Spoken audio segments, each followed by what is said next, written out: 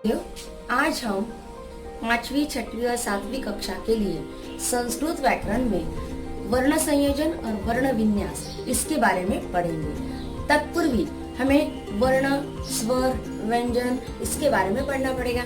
इसलिए पहले देखते हैं हम वर्ण किसे कहते हैं। ध्वनि की मूल इकाई को वर्ण कहते हैं, यानी जो हमारा स्वतंत्र आवाज निकलता है उसे हम क्या कहते हैं, ध्वनि कहते हैं। और उस ध्वनि की मूल इकाई को वर्ण कहते हैं, जैसे कि प, क, च, ट, त, प इत्यादि जैसे। फिर हम देखते हैं कि वर्णमाला और इन्हीं के क्रमबद्ध समूह को, वर्णों के क्रमबद्ध समूह को वर्णमाला कहते हैं, जैसे कि अ, आ, ई, उ, ऋ, ऋ, ए, ऐ, ओ, औ।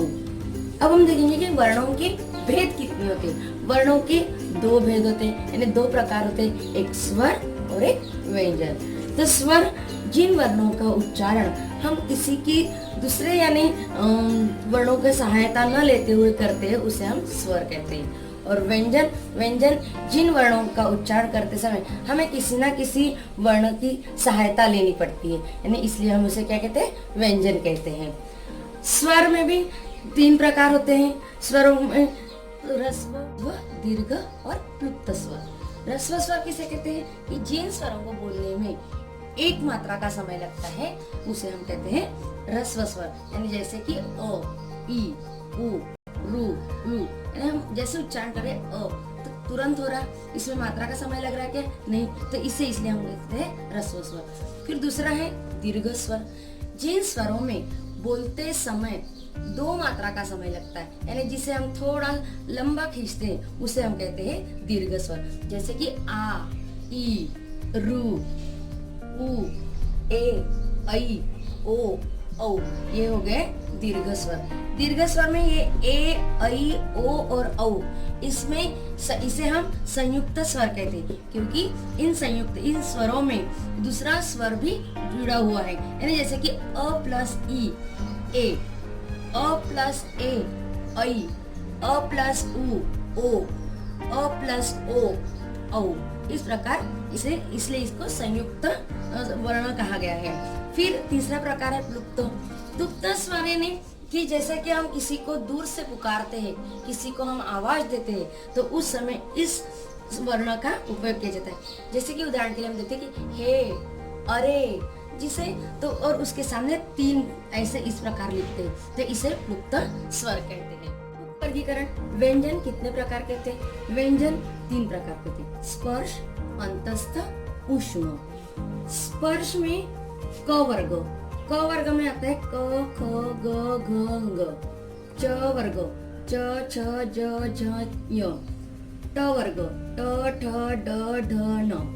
त वर्ग त, थ, द, ध, न। प वर्ग प, फ, ब, भ, म। और अंतस्थ में य, र, ल, व। और ऊष्म में श, श, स, ह। इनका नाम हमारे मुख की जो जिह्वा है, जहाँ स्पर्श करती है उसके हिसाब से इन व्यंजनों को, इन वर्णों का स्थान दिया हुआ है। अब हम देखेंगे इसी के आधार पर वर्ण संयोजन। अब हमें पता है कि व्यंजन बिना किसी सहायता के बिना पूरा वर्ण नहीं बनता। तो पहले हम देखेंगे जैसे कि क में क उच्चारण हो रहा है अ का, तो क प्लस अ पूरा क बन गया।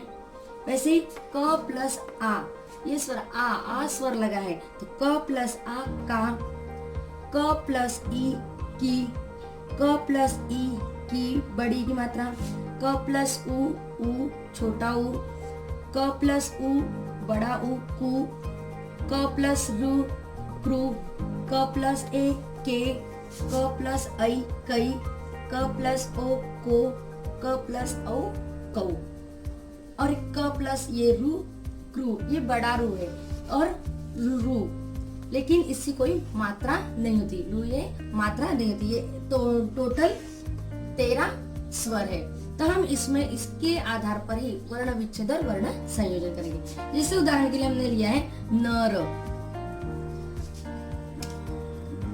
र, तो न बनाते समय, इसका वर्ण विच्छेद करते समय हमें वर्णों को, वर्ण विच्छेद यानी के वर्णों को अलग करना, उसको पृथक करना, तो इसे हम कहते हैं वर्ण विच्छेद। तो न हलंत करेंगे, न प्लस अ प्लस र प्लस अ, यानी इसमें हम उच्चारण कर रहे हैं तो हमें पता चल रहा है कि कौन सा स्वर उसमें लग रहा है, इसलिए न प्लस अ न, र प्लस अ र, न रह। हम इसे प्लस करके भी विसर्ग दे सकते हैं या तो फिर विसर्ग ऐसे भी लिख सकते हैं, न रह। तो इसीलिए हमने इसे कहा है वर्ण विन्यास, यानी हम वर्णों को अलग कर रहे हैं। फिर दूसरा है बालक। बालक में भी ब प्लस आ बा, देखिए आ स्वर आया है, ब प्लस आ बा, ल प्लस अ ल, क प्लस अ क, यानी बालक। और एक चीज हमें याद रखनी है इसमें, जैसे वर्ण विच्छेद करते समय या वर्ण संयोजन करते समय हमें वर्णों को हलंत करना जरूरी है, क्योंकि ये हलंत शब्द है और हलंत में ही जब स्वर मिलता है तो पूरा वर्ण बनता है, इसलिए हमें हलंत करना बहुत जरूरी है। अगर आपने हलंत नहीं किया और न प्लस अ किया तो ये गलत हो जाएगा, ये गलत हो जाएगा, इसलिए हलंत करना बहुत जरूरी है। फिर दूसरा एक शब्द देखते हैं, दूसरी मात्रा वाला पृथक किया है, अलग किया। अब हम इसको वर्ण संयोजन कहेंगे। वर्ण संयोजन यानी क्या, तो वर्णों को एकत्रित करके, वर्णों को जोड़कर जो शब्द बनाया जाता है उसे हम कहते हैं वर्ण संयोजन। तो उसके लिए हम उदाहरण देखते हैं, यहाँ पे दिया है न प्लस अ, द प्लस ई, तब न प्लस अ, ये क्या हो गया, न हो गया, द प्लस ई, दी, बड़ी की मात्रा लगी है इसलिए हम बड़ी की मात्रा, तो यानी पूरा शब्द कौन सा बना है, नदी, तो इसलिए हम कहेंगे इसे वर्ण संयोजन। इसे क्या कहेंगे, वर्ण संयोजक। फिर दूसरा दिया है, अब हमें इसे वर्ण विन्यास करना है, यानी वर्णों को अलग करना है। लेकिन अब अर्जुन शब्द दिया है, तो जिस प्रकार हम शब्दों को उच्चारण करते हैं, हम शब्दों को उच्चारण करते हैं उस प्रकार उसको हमें अलग करना है। जैसे अभी देखो अ यानी एक स्वर है, तो इसमें तो कोई मात्रा या सहाय मीन्स वर्ण का सहायता नहीं है, तो अ हम वैसे के वैसे लिखेंगे अ, ठीक है। फिर प्लस, अब अर्जुन र, आधा र का उच्चारण आ रहा है एंड रफार का उच्चारण आ रहा है, तो इसलिए हम यहाँ पे क्या लिखेंगे, र। और जू मीन्स ज, तो यानी ज को हलंत करेंगे, ज। फिर यहाँ पे मात्रा कौन सी लगी है, कौन सा स्वर आया है, उ, तो हम करेंगे, लिखेंगे यहाँ पे उ, छोटा उ, और प्लस न हलंत करके न प्लस अ, और इस प्रकार इसका वर्ण विन्यास होगा। अ र जू मीन्स और जू न, इस प्रकार इसको हम करेंगे अर्जुन। तो ये हो गया वर्ण विन्यास और वर्ण संयोजन।